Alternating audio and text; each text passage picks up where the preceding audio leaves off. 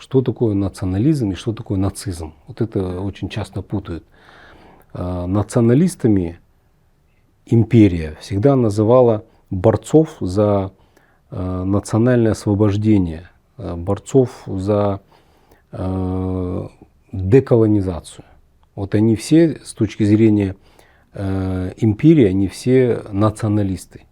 Теперь вот молодежь, которая в декабре 1986 года вышла, их тоже обвинили в национализме.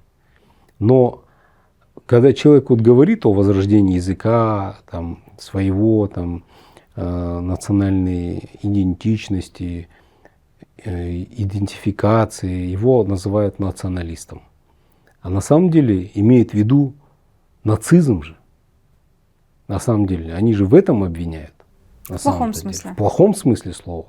А никто из них, они против других наций, народов ничего не говорили, они не выступали за их ущемление. Они говорили только о сохранении достоинства собственного народа.